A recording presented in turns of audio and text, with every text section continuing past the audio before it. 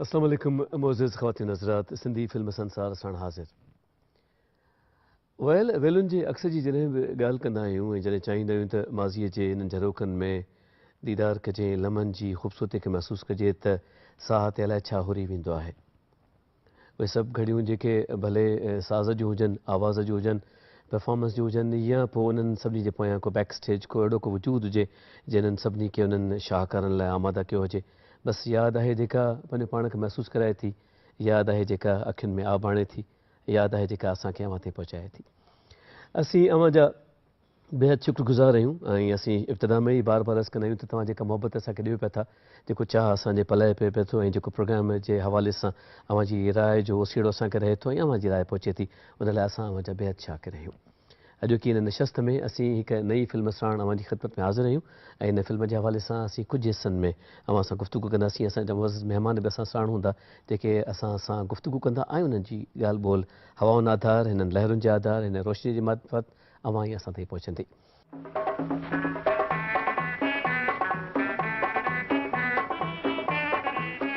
अॼु असां वटि फिल्म आहे महबूब मिठा ऐं महबूब मिठा ते गुफ़्तगू करण जे लाइ सच शुकुर त असां वटि मौजूदु आहिनि सईं मुमताज़ अली शेख साहब।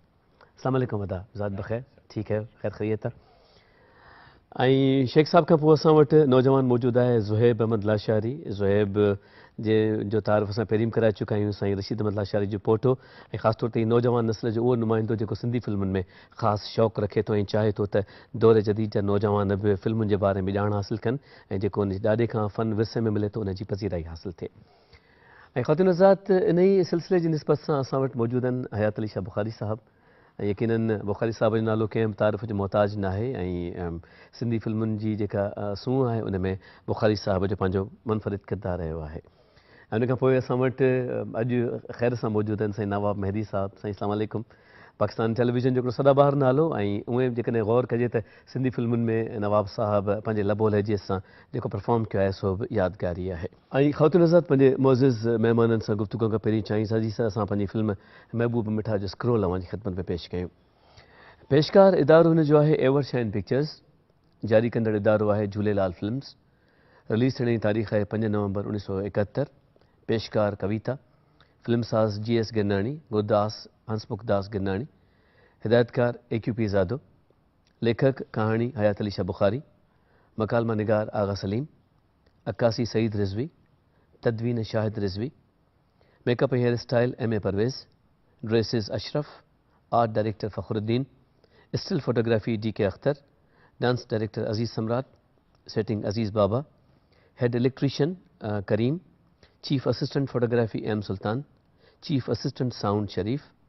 शायर रशीद अहमद लाशारी मूसा कलीम अब्दुल्ला F साजिद बलोच। मौसीकार ग़ुलाम अली। गुलूकार रूना लैला मोहम्मद यूसुफ सबीना यास्मीन। अदाकार मुश्ताक चंगेज़ी गज़ाला खुर्शीद अनिला नियाज़ चकोरी अहमद अली चांदनी मंसूर बलोच परवानो भट्टी किरण अब्दुल्ला कबड़ो खुर्शीद कंवल नरगिस बानो याकूब ज़करिया मलंग चार्ली सायरा बानो अशरफ बलोच राजा रंगीला लालू नवाब मेहदी अली हसन सोलंगी साकी ऐं Sheikh Sindhi. Studios eastern studios Karachi.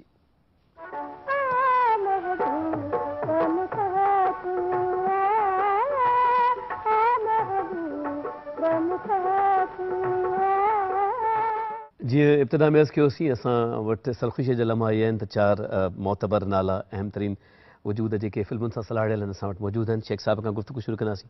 साईं हिन फिल्म जे हवाले सां हाणे मां छा अर्ज़ु कयां? बिस्मिल्लाह। महबूब मिठा फिल्म सां तमामु घणियूं यादूं वाबस्तु आहिनि। मूं जेको तव्हां हुनजो स्क्रोल ॿुधायो उन खां हटी करे बि त इन फिल्म जो असिस्टेंट डायरेक्टर मुंहिंजो दोस्त साईं हयात अली शाह बुख़ारी हो त इन फिल्म जी शूटिंग सां इन जे मुख़्तलिफ़ मरहलनि जे हवाले सां असांखे उन वक़्तु बि मालूमात मिलंदी हुई जॾहिं इहा अञा ठही पई। ऐं इहा फिल्म AQ पीरज़ादे साहब जी ॿी फिल्म उन खां पहिरीं चांडोकी रिलीज़ थी उन तमामु घणी मक़बूलियत माणी हुई ऐं उन जी रिलीज़ थियण जे दौरान ई पीरज़ादे साहब इन फिल्म खे अनाउंस कयो हुयो। ऐं कमाल इहो आहे त इन फिल्म में जेका बि हैदराबाद ऐं कराचीअ में या सखर में क्रीम हुई आर्टिस्टनि जी उन समूरनि फ़नकारनि खे उन फिल्म में चांस ॾिनो जीअं शेख सिंधी साहब जो नालो अचे थो। शेख सिंधी साहब परदेसी फिल्म खां पोइ त बिल्कुलु ग़ाइब ई थी वियो हुयो, पर न उनखे पंहिंजी फिल्म में आंदो ऐं ठीकु ठाक उनखे उन ते गानो बि पिक्चराइज़ थियो। जी ऐं जी उन खां अलावा इहा फिल्म म्यूज़िक जे हवाले सां तमामु ज़बरदस्त मूवी आहे। ऐं ॿियो त इन जा जेके गाना आहिनि उहे अञा बि मक़बूल तरीन गाना सम्झा वञनि था।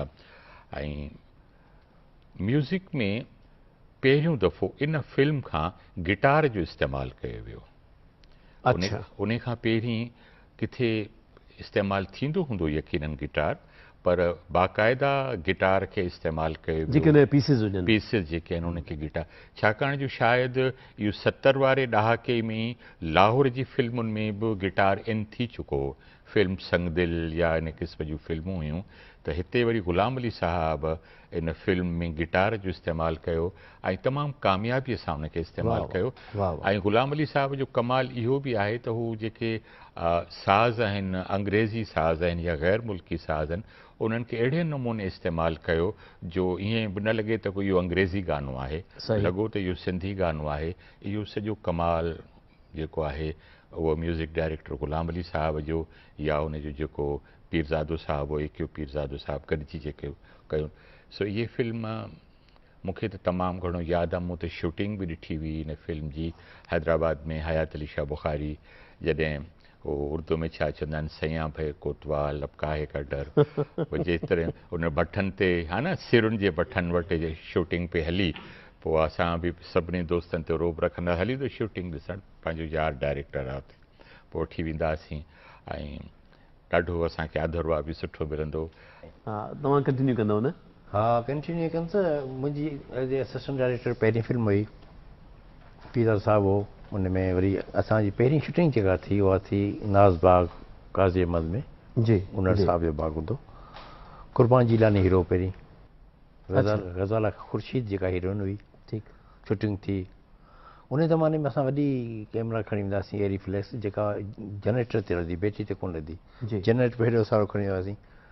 उहो हफ़्ते जी शूटिंग खां पोइ जनरेटर ख़राबु थी वियो, उन कराची मोकिलियोसीं। 2 ॾींहं शूटिंग बीच माना ब्रेक न लॻो। उते ठाराए बिल्कुलु रिपेयर करे तयारु करे हलाए वरी जो मोटिया आयासीं। मोटिया त हिते जो हलायोसीं पहिरें शॉट में जेको सो वरी न पियो हले। ईअं कैमरा 2-3 दफ़ा ख़राबु थी। इन दौरान जेको सो GS गुनानी फिल्म साज़ उहो माना सफ़ा दिलि बर्दाश्त थी वियो ऐं रोअणु लॻो। रोई चवंदा फिल्म न ठाहे हलो वापसि हलूं। सभु चुप थियासीं, न को पीरज़ादो साहब कुझु चए, न को कहिड़े ख़ामोश। उते शेख सिंधी चयो, हुन दड़को ॾेई चयो, ॻाल्हि ॿुध, मुड़ुसु माण्हू थी फिल्म ठाहे, जेकॾहिं अॼु हितां हिन लोकेशन असीं वियासीं वरी कोन ईंदासीं, तुंहिंजे चवण ते असीं वरी कोन ईंदासीं। पोइ हिमत हुन ॿधी ऐं पोइ फिल्म जी शूटिंग जो आगाज़ थियो। पर उन दौरान कुर्बान जीलानी सां फिल्म साज़ जो थोरो क्लेश थी पियो कंहिं ॻाल्हि तां। उनखे चई तुंहिंजो कमु फ़िलहालु ख़तमु आहे, तूं हल, पोइ बाक़ी तुंहिंजो कमु असां कराची में शूट कंदासीं। हुनखे मोकिले ॾिनई, चङे साहब खे घुरायो, मुश्ताक चङे ते खे। उहो आयो, कमु शुरू थियो त गज़ाला ख़ुर्शीद बि जेको चयो त आउं पोइ कमु नथी कयां। अच्छा हा इनकार करे वई। उहा वई त यूनिट सॼो मोटे वई। हीरो हीरोइन आहिनि कोन, हीरो न आहे कान को मुश्ताक चङे जो अकेलो कमु छा कंदासीं। मोटे आयासीं, हिते आयासीं त ख़बर पए त भई ॿई कोन, हुनखे कुर्बान जीलानी खे हिन कट करे छॾियो फिल्म साज़, ऐं कुर्बान जीलानी जे करे गज़ाला ख़ुर्शीद बि छॾे वई। अच्छा ईअं थियो। पोइ ईअं तरतकड़ में जेको अनीला न्याज़ खे हथु कयो वियो ऐं उहा कुझु उमेद सां हुई उन ज़माने में। जी जी जी त हाणे वरी उन साॻी लोकेशन ते वञण त ॾाढो महांगो पियो थिए। पोइ हिते साकरान जे पासे में हुते गाने जा जेके शॉट्स जेके ॿोॾनि वारा उहे शूट कया, से बि एतिरा कया विया। अच्छा माना पहिरीं इन करे प्रोजेक्शन डिफरेंट हुयो त पहिरीं ॿी कास्ट हुई, हुन खां पोइ ॿी कास्ट थी पोइ ॿी कास्ट हुई। माना त महिरबानी पंहिंजे मोज़िज़ महिमाननि सां गुफ़्तगू कयूं पिया था। ऐं यकीननि हिन फिल्म जो असिस्टेंट डायरेक्टर बि असां साण ऐं नवाब साहब बि असां वटि आहिनि, ज़ुहैब बि असां वटि आहिनि। पर चाहियूं था त हिन फिल्म जो टाइटल सॉन्ग सभु गॾिजी ॾिसूं, आ महबूब मिठा तूं।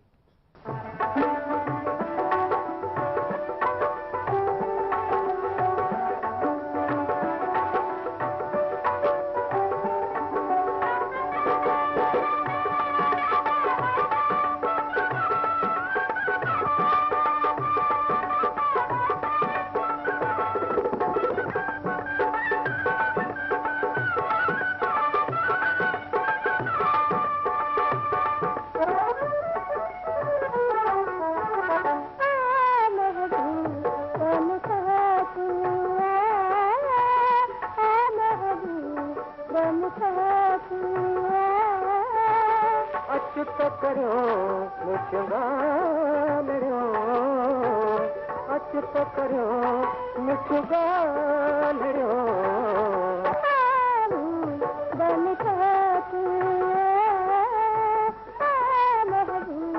बन खातू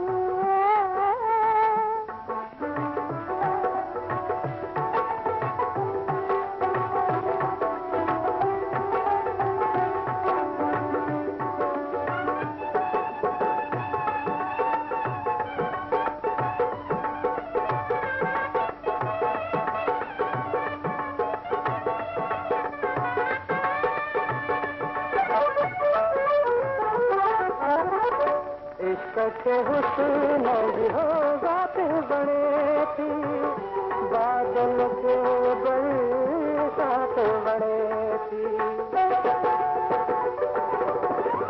चंदा के रोशन रात बड़े थी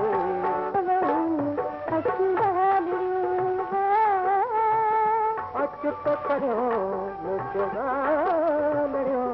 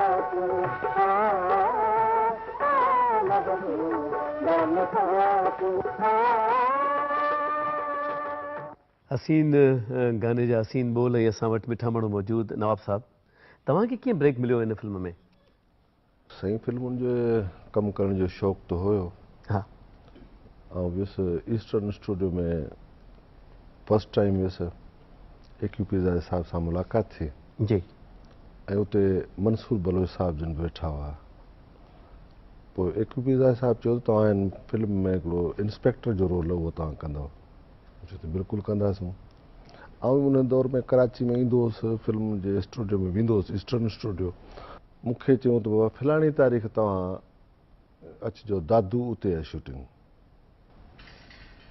आउं आयुसि कराची हिते पुछा कयुमि चयूं त टीम त वञी चुकी आहे जी दादू जी सियारो हो ऐं आउं इंटर में पढ़ंदो हुउसि हैदराबाद में मुस्लिम कॉलेज में हितां मूं चयो भला कहिड़ी का गाॾी वग़ैरह वेंदी उन गाॾी में आउं चढ़ियुसि जॾहिं आउं दादू पहुतुसि त सॼे वाट मूं वटि को कंबल वग़ैरह या कोट वग़ैरह कोन हो अच्छा एॾो सी लॻो मूंखे उते पहुतुसि जहिड़ो बीमार थी पियुसि पुछा कईसि उन लोकेशन ते पहुतुसि चयो भाई हितां थी रवाना थी विया हलिया उतां बि वञी चुका उतां वञी चुका केॾांहुं विया कराची वापसि विया वरी साईं उते आउं कराची आयुसि अची सुबुह साण अची पहुतुसि स्टे कोन कयुमि हिते पहुतुसि त अञा पहाड़ी कान आई हुई पीरज़ादे साहिब जी ऑफिस जे ॿाहिरां सो उते कुर्सी कढियां वेठुसि पर मूं सिज जी रोशनी वरिती मुंहिंजे जिस्म में सी तमामु घणो हो पीरज़ादे साहिब जन आया उन्हनि चयो त हाणे तव्हांखे असीं वरी इतलाउ कंदासीं फ़िलहाल ही शूटिंग ब्रेक आहे ऐं वापसि पहुतुसि हैदराबाद मूंखे टाइफाइड थी पियो महीनो यको आउं बीमार रहियुसि उन खां पोइ ठीकु थियुसि त वरी शूटिंग रखियूं, वरी आयासीं। राति जो शूटिंग हुई ऐं बुखारी साहिब जन हुआ, सईद रिज़वी साहिब जन कैमरामैन हुआ जी, ऐं पीरदादा साहिब जन शूटिंग खे फस्ट टाइम मूं ॾिठो त शूटिंग उन ईस्टर्न स्टूडियो में हिकिड़ी साइड ते हिकिड़ी कुंड ते उते शूटिंग थी, ॿाहिरि सेट ते कान थी, लाइटूं वग़ैरह ॿरियूं। पीरदादा साहिब जन बीठा स्टैंड बाय ऐं झुकी बीठा ॾिसी ऐं चवंदो आहे डायलॉग चओ। मूं डायलॉग चया, सीन थी वियो। पहिरें टेक में ओके थी वियो? न सर, अच्छा, ॿ टेक थिया, सम्झायूं, फस्ट टाइम हो मुंहिंजो। जी, उन खां पोइ सो मूंखे ख़बर पई त मूं सम्झो त मुंहिंजो आवाज़ बि रिकॉर्ड थी वेंदो, मूंखे का ख़बर कान हूंदी। जॾहिं फिल्म में ॾिठुमि, फिल्म लॻी हैदराबाद में, ॾिठुमि त आवाज़ कंहिं ॿिए जो हो। पोइ पुछा कंहिं मुंहिंजो ई आवाज़ कंहिंजो अचे, बुखारी साहिब जो आहे, डबिंग बुखारी साहिब खां कराई अथनि। तव्हांजी आवाज़ ते डब कयूं? डब कयूं, ठीकु। अच्छा, उन फिल्म में मूं जेको नालो पढ़ियो पछाड़ी हुन में लिखियलु हो त नई ॻोल्हा नवाब मेहदी, ऐं इहो मूं ते नालो जेको आहे सो महबूब मिठा खां, हूं त मुंहिंजो नालो नवाब ग़ुलाम मेहदी लगारी आहे। त पीरदादे साहिब चयो चई त हाणे जॾहिं पुछई त नालो तव्हांजो छा आहे, मुंहिंजो नवाब ग़ुलाम मेहदी लगारी। चयो हाणे एॾो नालो त स्क्रीन ते कोन ईंदो, जे ईंदो तॾहिं माण्हू खे यादि कोन रहंदो, ऐं तव्हांजो नालो भला जेकॾहिं नवाब मेहदी रखां त तव्हांखे एतिराज़ त कोन्हे। मूं चयो माशाल्लाह, वाह वाह। पोइ नई ॻोल्हा नवाब मेहदी जी, उन ॾींहं खां वठी जेको आहे सो नवाब ग़ुलाम मेहदी लगारे मां नवाब मेहदी लगारे वाह थी वाह वियो, नवाब मेहदी वाह थी वाह वियो। वाह वाह वाह। इहा हिकिड़ी हसीन ॻाल्हि आहे ऐं नवाब साहिब जे हिन हसीन ॻाल्हि जे ज़िक्र ते ई अॼु की हिन साथ मां अव्हां खां मोकिलायूं था। इन ई दुआ सां अव्हां जिते बि हुजो ख़ुशि हुजो, शाद ऐं आबाद हुजो। ख़्यालु रखिजो, इजाज़त ॾींदा, अला भाई।